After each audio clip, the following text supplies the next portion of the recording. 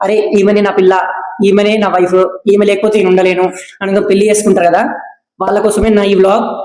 And and ఇప్పుడు love marriage అయినా arrange marriage అయినా అవుతుంది కదా, అయిన తర్వాత ఫస్ట్ డే నుంచి వెళ్ళి ఒక 2 months వరకు వాళ్ళ మధ్యలో వచ్చే ప్రాబ్లమ్స్ ఏంటి, వాళ్ళు ఎలా అడ్జస్ట్మెంట్ అవుతారు అని అయితే మాట్లాడుకుందాం.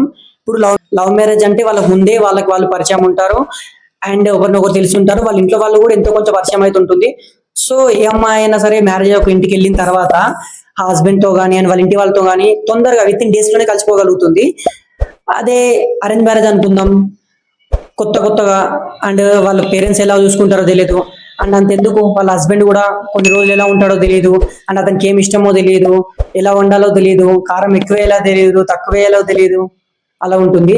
అదే లవ్ మ్యారేజ్ అనుకోండి, అతనికి ఏ ఫుడ్ ఇష్టమో తెలుసు, ఏ కలర్ డ్రెస్ ఇష్టమో తెలుసు, ఏ టైంకి వస్తాడో తెలుసు, ఏ టైం తింటాడో తెలుసు, అండ్ ఏ రోజు డ్రింక్ చేస్తాడో కూడా తెలిసి ఉంటుంది. అండ్ వాళ్ళ ఇంట్లో వాళ్ళు కూడా చాలా పరిచయం అయితే ఉంటుంటారు ముందు నుంచే. సో లవ్ మ్యారేజ్, నా దృష్టిలో లవ్ మ్యారేజ్ అయితే కొంచెం తొందరగా అమ్మాయి అయితే వాళ్ళ ఇంట్లో కలిసిపోతుంది.